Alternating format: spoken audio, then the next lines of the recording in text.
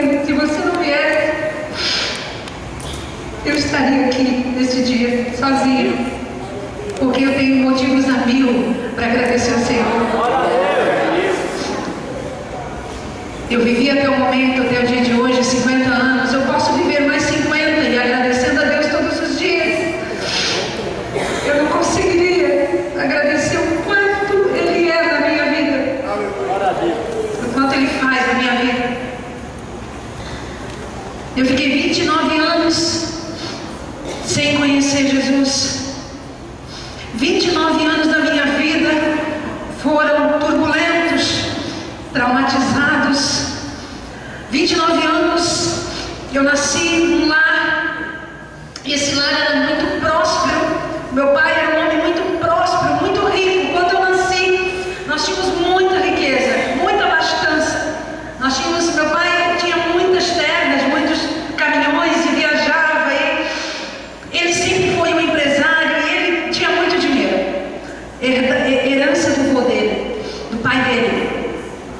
Mas meu pai começou a se envolver com negócios e ele não sabia muito se mexer com negócios. Ele começou a se envolver e ir para o Rio de Janeiro. Enfim, ainda muito pequeno, devia ter uns 4 anos, 5 anos, eu lembro da falência do meu pai. Eu lembro quando meu pai faliu totalmente de muitos e muitos hectares de terra, do primeiro carro da cidade ser dele, os sapatos para nós ele trazia do Rio de Janeiro. Enfim, de uma decadência de riqueza à pobreza súbita.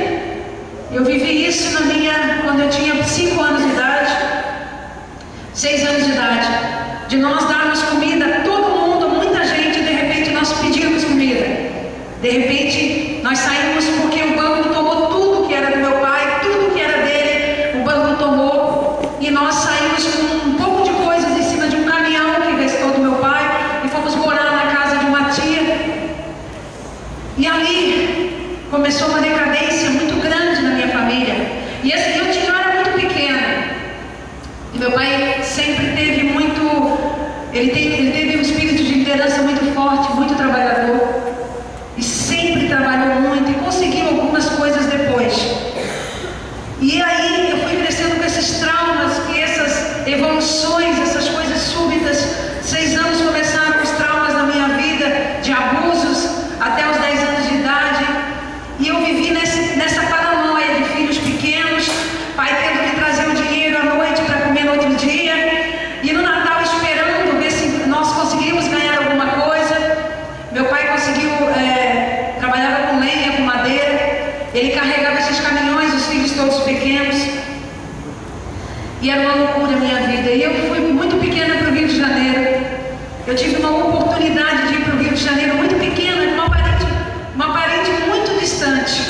E eu fui para o Rio de Janeiro porque eu achei que o Rio de Janeiro para mim ia me dar realmente o respaldo que eu queria, porque aqui, a única pessoa que o meu pai conseguiu estudar e formar foi a minha irmã, porque ela era deficiente física e ele se esforçou e deu a faculdade para ela. E eu fui para o Rio de Janeiro bem pequena, mas bem nova, não sabendo nada. Eu saí do Rio Vagedo para o Rio de Janeiro, muito novinha, muito pequena. E lá eu me deparei num lugar totalmente estranho, com parentes totalmente distantes que eu nunca havia visto. Os parentes, na verdade, moravam aqui. Eu fui para casa de primos distantes. E lá eu fiquei na casa da Vernei, do João Paulo, né? E lá eu cuidava das crianças. E eu tive a chance, já que ela era diretora de escola, eu tive a chance de estudar. Ela me colocou nos estudos, graças a Deus por isso. E eu comecei a estudar. E eu disse, é aqui que eu vou vencer nos meus estudos. E eu fui uma pessoa, por eu ter sido uma pessoa abandonada, na verdade na infância, muito deixada de lado, eu fui uma pessoa que quando eu tenho uma oportunidade, eu agarrei essa oportunidade mesmo não conhecendo o Senhor. E eu fui numa casa no qual eu não sentava à mesa nessa casa, no qual eu não tinha, além de ser parente, eu não conseguia comer à mesa com eles. Se eles saíssem, eu não comia uma pizza nunca com eles, porque hoje eu tenho o prazer de receber as pessoas na minha pagar as coisas para as pessoas, porque eu sei o quanto é triste as pessoas não terem como querer alguma coisa e não ter. Mas eu estava nessa casa, apesar de tudo, uma casa que eu sofri muito, mas eu disse assim: eu vou ficar aqui, porque aqui eu consigo estudar. E lá, aquele dinheirinho que eu ganhava, eu mandava para minha mãe, para ajudar os pequenos. E eu estudei, terminei o 2º grau e fui para uma escola de enfermagem, Luísa de Marilac, Afonso Pena, Rio de Janeiro. Eu fiz enfermagem, me formei em enfermagem. E o estágio da enfermagem, eu fui para dentro do hospital e morava no próprio hospital para não pagar aluguel. Aí eu já saí, fui morar no hospital e lá eu consegui trabalhar na maior casa, na verdade, do Rio de Janeiro, Botafogo. Casa de Saúde São José, só que é particular. Eu consegui trabalhar com as freiras lá. Mas quando você mora num local, você não tem hora para trabalhar. Tinha vezes que nós trabalhávamos 10 noites e 10 dias direto. Nós dormíamos meia hora, 1 hora por dia, porque quando tu está morando num local, tu é chamado 24 horas para dar plantão, quando alguém falta. Na época nós não tínhamos celular, nós trabalhávamos com bip. Então se eu sair, o bip tocava, tinha que voltar correndo. E eu me aperfeiçoei em cirurgias. Eu comecei a trabalhar com cirurgia e comecei a trabalhar, me formei também em instrumentadora cirúrgica. Eu fiz com o Dr. Pitangui, a minha instrumentadora, meu curso de instrumentação cirúrgica, e eu me tornei uma instrumentadora muito bem vista, muito bem quista naquela região. Me aperfeiçoei também em cirurgias plásticas, né, na Casa de Saúde Santa Bárbara, no Botafogo. Tudo isso, amados, com cara e coragem. Muitas vezes, querido, eu ia para o trabalho a pé para comprar o pão para a noite, né? Quando eu fui morar sozinha, depois com as amigas, saímos do hospital.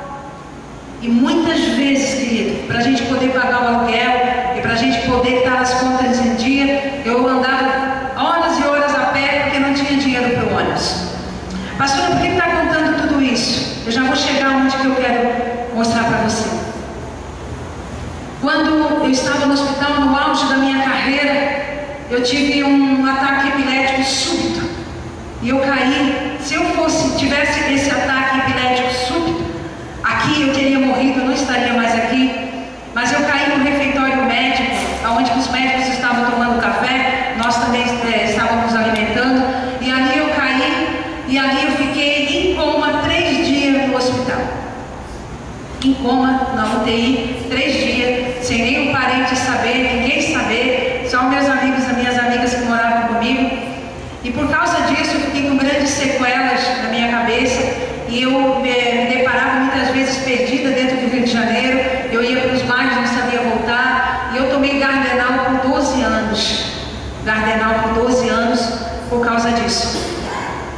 Mas como eu queria vencer na vida, eu disse: eu só volto para lá quando eu vencer os meus estudos, quando eu me formar, quando eu ser alguém. E nessa corrida toda, amados, o tempo foi passando, e por eu conseguir muitas coisas, no sentido de status, aí eu comecei a ter dinheiro, a soberba começou a entrar no meu coração, eu comecei a me tornar uma pessoa soberba, porque a pessoa, quando não tem Jesus, se ela vem de um lar pobre ou de um lar deficiente, quando ela adquire alguma coisa, a tendência é ficar soberba. Eu fiquei soberba mesmo, e de repente eu me encontrei lá no Rio de Janeiro. Eu conheci o pastor, né? Eu conheci o pastor na churrascaria, ele trabalha lá, ele trabalha com churrasco desde 17 anos, tem 40 anos que o pastor trabalha com carne. Ele é carnal mesmo, gente. Não, só às vezes, né? Tem 40 anos que ele trabalha com carne. Eu conheci ele na Mari Steakhouse, no Leme, em Copacabana, porque eu estava no auge da minha carreira, né? Eu ia lá 1, 2, 3 da manhã para jantar, porque lá não fecha, né? Rio de Janeiro não fecha as portas à noite. E eu ia lá porque era a hora que eu saía, né? Das equipes de trabalho, e eu ia lá para jantar, e acabei conhecendo o pastor. Eu conheci o pastor lá, um gaúcho, e nós namoramos muito pouco tempo, porque ele tinha saído de noivado, e eu também. Eu tinha tido noivado com uma pessoa 30 anos mais velha que eu, porque na verdade eu não buscava um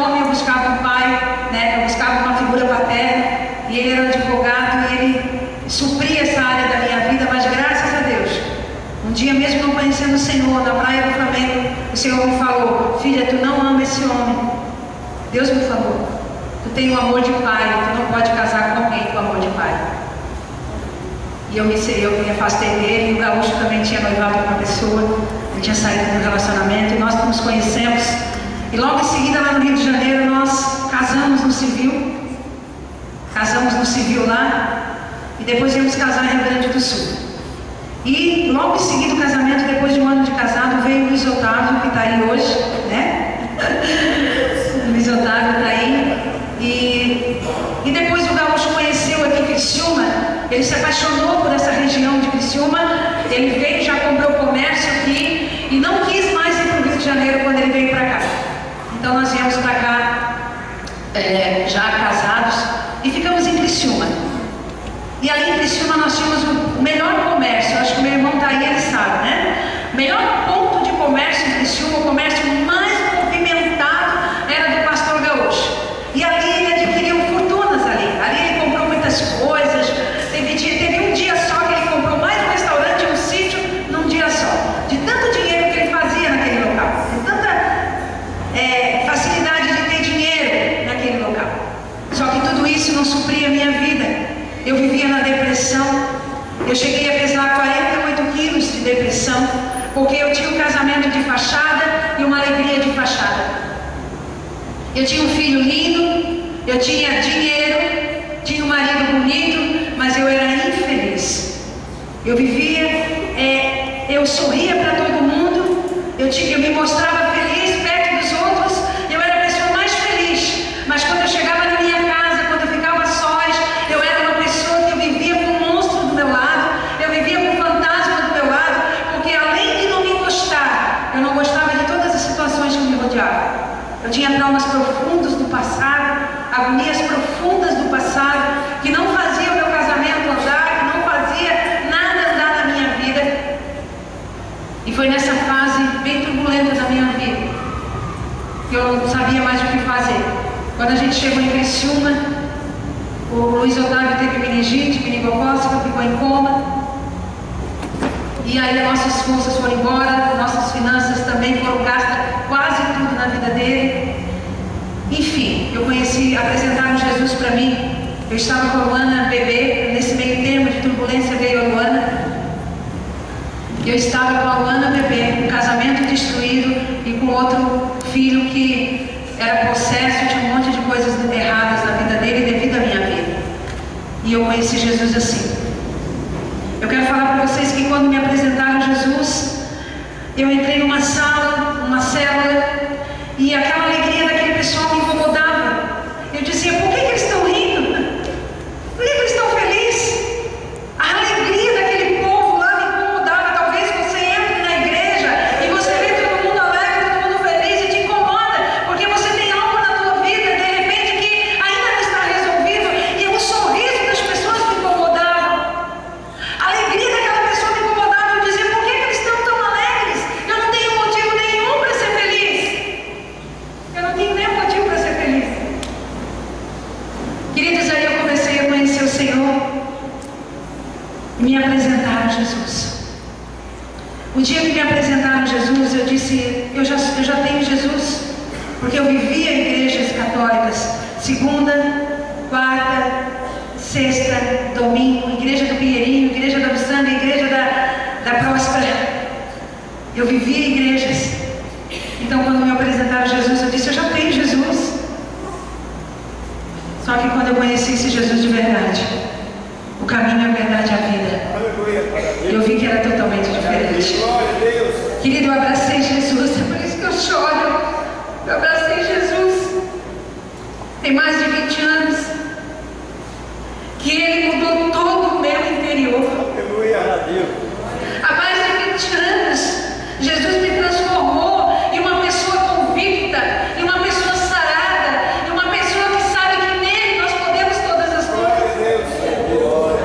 Ele tirou e arrancou todos os traumas, toda a falta de foco, toda a falta de aversão. Ele tirou toda a soberba, todo o orgulho do meu coração quando eu conheci Jesus.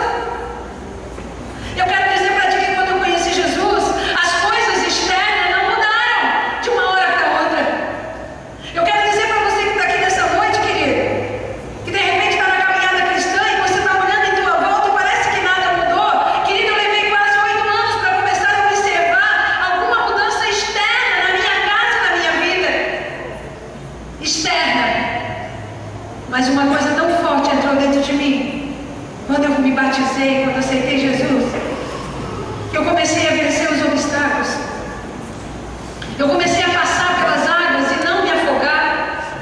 Eu comecei a passar pelo fogo e chama nenhuma estava lá dentro da minha vida. Glória a Deus. Eu comecei a vencer. Querido, porque você não queira vencer as coisas externas sem primeiro vencer o teu interno.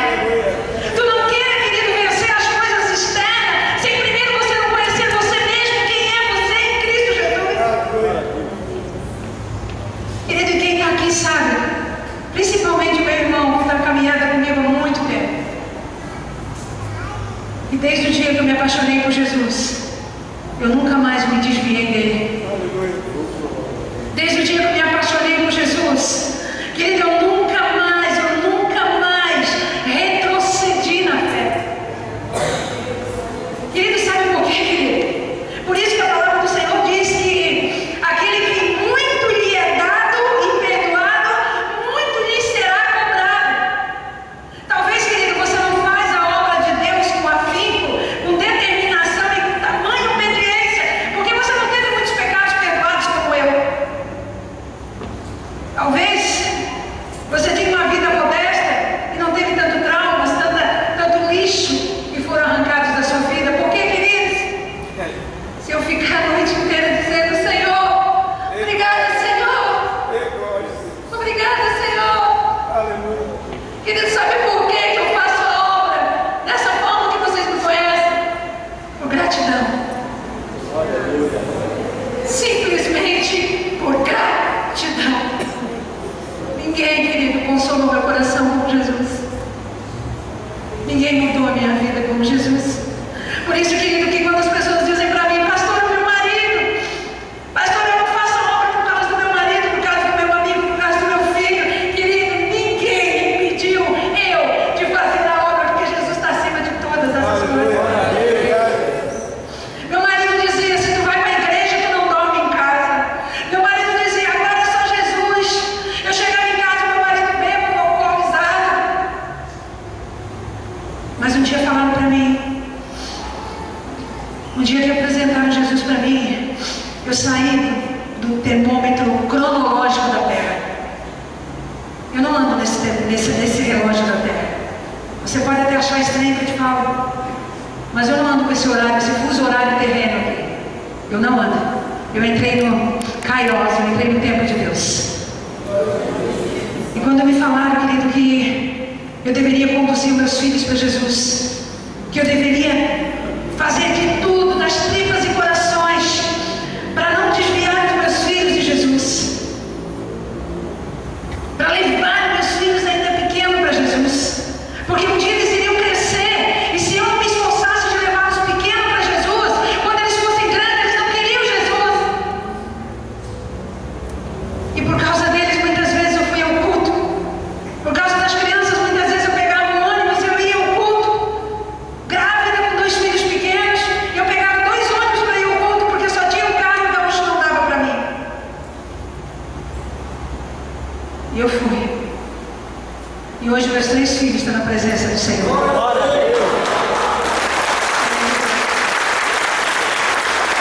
Meu genro está na presença do Senhor. A minha nora está na presença do Senhor. Porque você tem que decidir o que você faz na sua vida. Nós não podemos, querido, aceitar Jesus de uma forma de hoje quer, amanhã não quer, porque atrás de nós tem grandes responsabilidades, tem pessoas olhando para nós. Tem muita gente que sai da igreja porque quer conforto. Querido, a carne quer conforto, mas eu quero te dizer, querido, que seguir Jesus é padecer, não é somente crer. Quantas das vezes eu pensei em desistir, quantas das vezes eu pensei em abandonar, mas eu olho para a sua vida, eu olho para os meus filhos, eu olho para tudo que Deus fez na minha vida. E eu digo: vale a pena, Senhor. Muitas vezes as pessoas saem da igreja e não percebem que atrás dela vão se perder um monte de gente. Muitas vezes você caluneia, você fala, você não percebe que lá atrás alguém vai se desviar por causa da tua má atitude. Quantas vezes, querido, que na minha casa eu chorei e berrei sozinha, e os meus filhos nunca viram eu falar de igreja, eu falar de pastor, a não ser coisas boas, porque eu queria que eles amassem Jesus, que eles amassem os pastores. Cuidado, querido, que você fala. Eu queria que tu abrisse para mim Gálatas 1:8. Sabe, queridos, eu não conheço, querido, outra artimanha do diabo, a não ser essa que eu vou te dizer hoje. O meu passado e o meu presente é tudo para a glória de Deus, amém, gente? Só que tem gente, querido, que se move do evangelho tão fácil, se move do evangelho com uma facilidade tão grande. Querido, o evangelho que eu conheço, o evangelho que eu conheço, é um evangelho de regras, é um evangelho de leis, é um evangelho que não tem nada a ver com o mundo. E sabe qual é o meu maior trabalho na igreja hoje, como líder dessa igreja? É não me contaminar com o mundo que está entrando dentro da igreja. Quantas pessoas, querido, bem entendidos da palavra, pessoas que entendem, que têm até chamado, dizem assim: pastora, não é bem assim, não é dessa forma. Eu não conheço outro evangelho a não ser obedecer o Senhor de todo o coração. Eu não conheço. Achou, Tiaguinho? Gálatas 1:8 diz: mas ainda que nós mesmos, ou um anjo do céu, vos anuncie outro evangelho, além do que já tem anunciado, seja anátema. Sabe o que eu quero dizer com você? Amado, presta atenção no que a pastora vai te dizer. Eu tenho experiência para te dizer. Quando os ventos fortes vêm, quando os espíritos contrários vêm, quando tudo vem na tua vida, é para tu sair desse verdadeiro evangelho. Tudo que Satanás quer, querido, que você saia do caminho, porque se você te tirar do caminho, você já está desviado. A minha maior luta em 20 e poucos anos de conversão é permanecer no evangelho. E deixa eu te dizer, não são as pessoas do mundo que me tiram do evangelho às vezes, que querem que eu saia do evangelho. São as pessoas de dentro da igreja. As pessoas que não querem compromisso. As pessoas que acham que Deus é um oba-oba. As pessoas que acham que a Bíblia não tem princípios. Você de repente pergunta: pastora, o que te falta com 50 anos? Nessa terra nada. Nada. Não peço nada para Deus. Eu tenho tudo. Mas como eu trabalho com o tempo de Deus, eu sei que eu tenho um chamado para cumprir. Eu sei que eu trabalho na onda de Deus, eu tenho um chamado para cumprir. Então eu não posso me mover. Eu não posso me mover do chamado que Deus tem para mim. Neemias, quando estava construindo o muro, ele estava lá em cima no muro. Sanbalat e Tobias veio e disse: desce daí, nós temos um assunto para conversar com você, Neemias. Desce daí. Ele disse: eu não posso descer, estou fazendo uma grande obra. Quantas vezes, querido, Sanbalat e Tobias têm me tentado tirar da frente dessa obra? Quantas vezes, querido? Mas eu não posso sair, porque eu estou fazendo uma grande obra. Hebreus 2:18. Querido, eu não conheço Jesus para coisas momentâneas. Eu não conheço Jesus dessa forma. Eu conheço Jesus que mesmo antes de conhecê-lo totalmente, no primeiro dia que eu fui na igreja, no segundo dia, Deus me deu um sonho que eu estaria cuidando de almas. Eu nem sabia o que era isso. E Deus me mostrou, no primeiro dia que eu levei o Luiz Otávio para a igreja, a Luana para a igreja, Deus me mostrou que Ele sararia o meu filho, que Ele restauraria o meu casamento. Deus me mostrou essas coisas. E eu não fiquei, querido, olhando para o natural. Deixa eu falar. Deus falou para mim que mudaria o meu casamento. E Ele levou 8 anos para mudar meu casamento.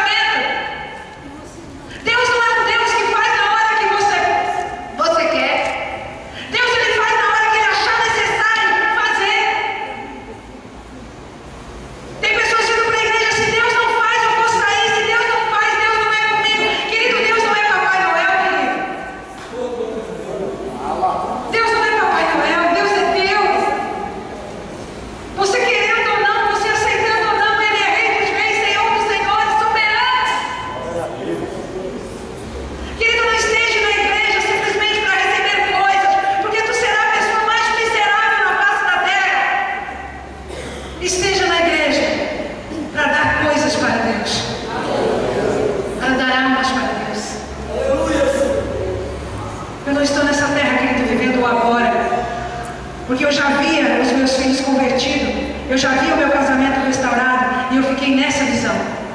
E nessa visão eu estou até hoje.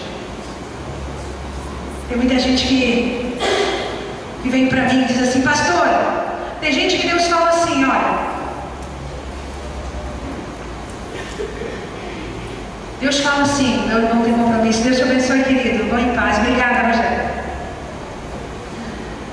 Tem gente que fala assim: pastora, Deus falou comigo, agora eu vou fazer isso, isso e isso. Passa 6 meses, pastora, agora Deus falou comigo para mim não fazer mais isso, mas para fazer isso, isso e isso. Querido, Deus não é o teu boneco não, querido, que tu faz dele o que tu quer. Deus me deu essa visão há mais de 20 anos e eu estou nela.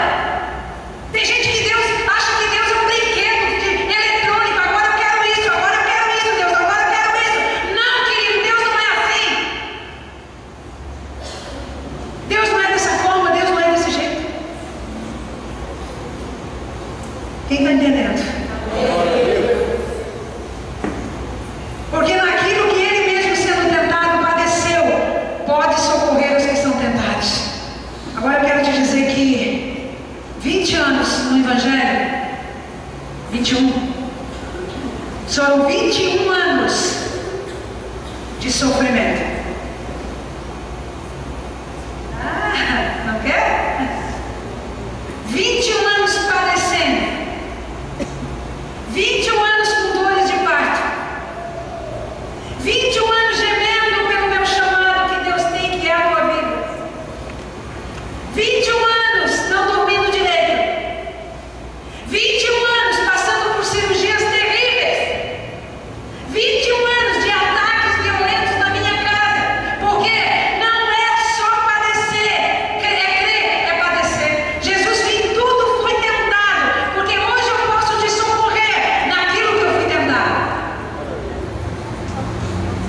Hoje eu posso falar que Jesus cura o câncer, que Jesus faz alguém andar quando não existe mais quadril. Hoje eu posso dizer para você que há sim jeito para tua casa, para tua família, para teus filhos, porque em tudo eu fui tentado e hoje eu posso socorrer. Tudo que Deus quer que você passe. Deixa eu falar uma coisa para você que Deus manda te dizer nessa noite: não fuja dos vales. Os vales é a escola de Deus. Não fuja dos vales. Os vales é a escola de Deus. Ele disse que quando tu passares pelo fogo, tu tem que passar. Quando tu passares pelos rios, tu tem que passar. Queridos, são os vales que Deus se aproxima de tal forma de nós. São quando ninguém pode nos ajudar, quando nem médico pode nos ajudar, é que aí nós vamos ver a mão de Deus na nossa vida. Por isso que eu chego numa pessoa e eu digo: olha, tem solução. E eu quero te dizer, querido, que outro dia disseram para mim assim: pastora, eu quero estar numa igreja livre, eu quero estar numa igreja. E aí eu disse para a pessoa: tu quer conforto, a carne quer conforto. Sabe que o verdadeiro evangelho do Senhor é queimar a carne, é negar a carne. Eu não conheço outro evangelho, querido, que não seja de renúncia. Eu não conheço. Se você quiser me apresentar outro, porque Jesus disse que aquele que amar o pai e a mãe mais do que a mim, não é digno de mim. Aquele que não negar a sua vida, pegar a cruz e me seguir, não é digno de mim. Agora tem uma coisa muito boa, que quando a gente está com Ele, querido, a gente tem a certeza da vitória. Quando a gente está com Ele, a gente sabe que vai sair dos vales, vai sair das crises, vai sair da doença, vai sair de tudo, porque Ele disse: eu estarei contigo quando passares pelos vales, pela água, pelo fogo, chama nenhuma arderá em ti. Eu prefiro, querido, viver essa vida de apego, viver essa vida de renúncia, mas na hora que eu dobrar o meu joelho, eu conseguir ouvir Deus diretamente na minha vida e Ele resolver tudo que eu tenho falado diante dEle, do que viver uma vida de conforto da carne, de liberdade do Evangelho e uma vida medíocre.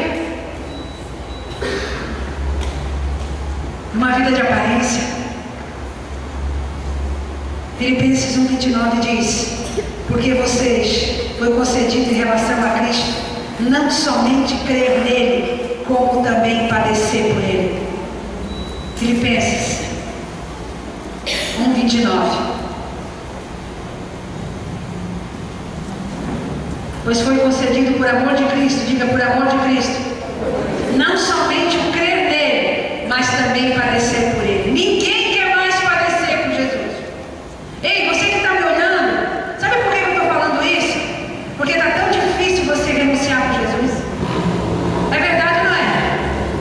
As igrejas, sabe, querido, até líderes, sabe, pessoas que dizem que o evangelho é fácil, que o evangelho é só oba-oba, que o evangelho não precisa renunciar a nada. Ai, pode misturar o mundo com Jesus. É mentira, amado. É mentira, a porta é estreita, o caminho é estreito. Você sabe o que eu pediria hoje para o Senhor? Como Paulo um dia orou. Paulo orou, está em Filipenses ainda, tá? Vocês lêem em casa. Filipenses 1 conta essa história de Paulo. Paulo orou e disse assim: Senhor, eu já não tenho mais nada de interessante nessa terra para fazer. Então, se o Senhor quiser me arrebatar, Senhor, me levar, me presenteie com isso. Apóstolo Paulo orou assim. Mas depois o Espírito Santo tocou nele, certamente, e ele disse: mas, por amor de vós, eu decido ficar. Eu faço essa oração de Paulo a minha nessa noite. Eu não tenho mais nada para conquistar nessa terra, materialmente, que eu não tenha conquistado. Eu não tenho lugares quase que eu não tenho conhecido. As faculdades que eu queria eu já fiz. Por que eu estou padecendo então? Por causa de você. Não que você me dê trabalho. Não é isso. Não que a igreja dê trabalho. É que o apóstolo Paulo disse que até Cristo ser forjado no teu coração, ele sentia dores de parto. Então o líder espiritual muitas vezes não dorme, chora violentamente pelas rebeldias dos filhos e porque Cristo ainda não foi forjado dentro de nós. Mas eu estou muito feliz com essa igreja, apesar do sufoco. Amado, não busque conforto, busque refrigério. Conforto quem está dentro do reino de Deus não tem, porque conforto é algo que a carne quer. O Espírito, ele quer refrigério. Há uma grande diferença de conforto e de refrigério. Abre comigo o Salmo 90. Nós temos que conseguir, querido, conquistar o mundo espiritual com espada e com oração.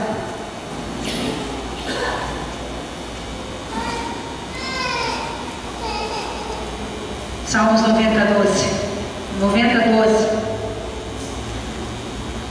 Ensina-nos a contar os nossos dias de tal maneira que alcancemos os corações sábios. Amados,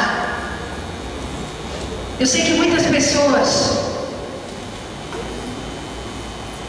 talvez não perceba isso. Você tem todo o direito de pensar assim. Mas eu tenho buscado em Deus viver a cada dia como se fosse o último. Eu tenho buscado em Deus a contar os dias de maneira que eu alcance a sabedoria dele. Apesar de ter uma vida tão corrida, queridos, tão corrida, de chegar em casa meia-noite a meia-noite todos os dias, eu consigo administrar uma vida de tal forma de não perder o meu relacionamento com ele. Sabe, querido, muitas pessoas estão dentro da igreja, mas não têm relacionamento com o Senhor. Muitas pessoas estão aqui e escutam a palavra maravilhosa igual ontem, mas vão embora e já mudam completamente a sua maneira de viver. Deus está buscando nessa geração homens e mulheres, não que decidem, mas que obedecem. Você sabe, queridos, sabe por que eu vou dizer para você que Deus vai me usar ainda muito nessa terra? Não porque eu tenho uma faculdade, nada que eu tenho, Deus vai usar. Mas Deus vai usar porque Ele olha lá de cima e Ele pode me chamar meia-noite, 3 da manhã, dia inteiro, o dia que Ele quiser, onde Ele quiser, a casa que Ele quiser, a cidade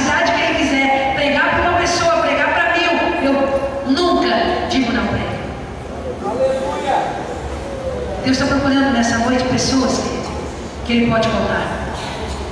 O problema, querido, que quando alguém te chama para fazer alguma coisa, você diz não, você esquece, você pensa que é a pastora Nazaré que está te chamando, você pensa que é o líder de obreiro que está te chamando. Querido, nem que seja para varrer a igreja, eu nunca disse não. Meu ministério começou limpando a igreja. Tem 3 anos no ministério infantil, líderes do ministério infantil. Eu nunca disse não. Sabe por que você não está sendo usado por Deus? Porque você escolhe o que fazer. Deus está procurando, querido, pessoas dispostas a debravar uma olaria, a debravar um Morro Grande, a debravar 13 de maio, a debravar o samba. E Ele sabe, querido, que quando Ele bota na minha cabeça, eu vou fazer. Ele me joga a ideia, mas eu vou fazer. Deus, Ele só te dá a ideia, você tem que fazer. Deus não vai fazer para você. Deus não vai lá em Morro Grande, alugar uma sala, abrir, chorar lá, orar, fazer altar, buscar as almas. Deus não vai fazer isso. Deus só diz, filha, vai lá. E o resto é com nós. O problema é que tu quer encontrar tudo pronto. Nós estamos vivendo um tempo de micro-ondas, tudo pronto. Não te pasme, querido, se pessoas que chegam hoje na igreja vão passar na frente de você. Porque Deus está contando com esses que vão, de fato. Para de. Toninho falou ontem, a Luísa também falou quarta-feira. Deus, vamos fazer a obra de Deus. Se todo mundo fizesse a obra de Deus, um dia falaram para mim assim, pastora, que fofoca é essa que está acontecendo na igreja? Eu disse, eu não sei. Outro, pastora, mas estão contando isso? Não sei. Pastora, mas falaram isso? Eu não sei. Eu não tenho tempo para ouvir fofoca, meu filho. Eu tenho tanta gente para cuidar, tanta gente para cuidar, tanta gente para cuidar, de meia-noite às 7 da manhã, que eu não tenho tempo para fofoca. Se você trabalhasse um pouquinho mais na obra de Deus, você não ficaria escutando picuinhas. Fofoca. Disse-me disse. É verdade. A pastora não olhou para mim, a pastora não me visitou. Outro dia, e a pessoa está aqui, é uma pessoa que sempre vem no culto, canta no louvor, toca, sempre vem no culto, e vai embora, e vai embora. Claro, a igreja é muito grande, como é que eu vou conseguir abraçar todos? Eu nem saio aqui da frente para não correr o risco de você ficar bravo e não ir até você. E essa pessoa disse que naquele dia, foi uma quarta-feira passada, passou aqui e disse assim, o Espírito Santo falou, por que tu não abraça a pastora? Por que tu fica só esperando ela te abraçar e ir lá? Por que tu não está vendo que ela está ocupada? Passa aqui e abraça ela. E eu realmente senti que ele me abraçou e foi embora, eu fui embora e falei com a minha filha, poxa, eu fiquei tão feliz com o abraço daquela pessoa, porque há quanto tempo ele vem pro altar e desce e volta e não me dá um abraço? E no outro dia ele apareceu aqui e ele disse, pastora, como eu fiquei feliz de te abraçar e ir embora. O que eu quero dizer isso para ti? Muitas das vezes, querido, em vez de tu somar junto da pastora, você se torna um peso, porque você começa a falar, que a pastora não tem mais tempo para você, que a pastora é isso, que a pastora é aquilo. Então, querido, está tempo de da igreja amadurecer. Tempo de a igreja amadurecer, da igreja crescer, da igreja se tornar um povo sábio, um povo inteligente. Eu nunca escolhi serviço, querido. Muitas pessoas, elas querem discutir com Deus. Deixa o Salmo 39:4 aí. Querido, eu nunca discuti com Deus. Quantas não foram as vezes que os meus filhos reclamaram? A mãe nunca está em casa, a mãe nunca está, a mãe é só igreja, a mãe é só isso, a mãe é só aquele povo, e a mãe não sei o quê. Sabe, queridos? Vocês têm mais a mim do que meus filhos naturais. Eu estou mais disponível para vocês do que para os meus filhos naturais. Do que para minha mãe. Eu estou mais disponível sempre para vocês. Sabe por quê, querido? Não porque eu sou boazinha. Eu não sou nada boazinha. É porque eu decidi obedecer a Deus. Eu decidi obedecer a Deus tem mais de 20 anos.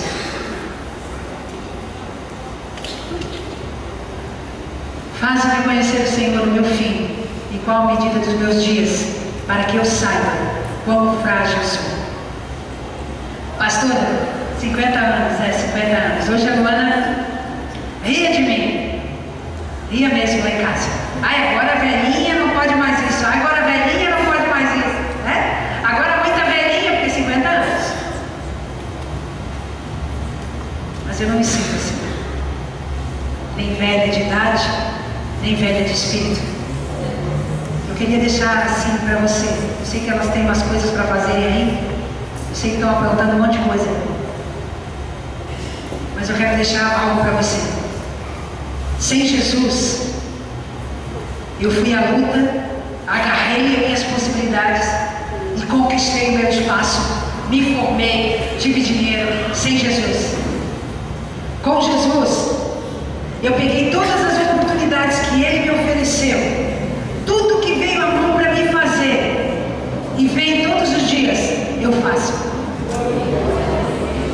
E com Jesus, eu sou a pessoa mais feliz do mundo. Mesmo vivendo no caminho estreito e na porta estreita. Mesmo não tendo tempo para nada, eu sou a pessoa mais realizada na face da terra. Então eu quero te dizer, querido, que você tem a possibilidade de se encontrar, de encontrar o teu chamado. Cada um aqui tem um chamado. Talvez muito maior do que o meu. O problema é como é que tu se posiciona nesse chamado e não retrocede. Deus não é ioiô. Deus, Ele te manda e você tem que obedecer. Amém? Pode seguir aí.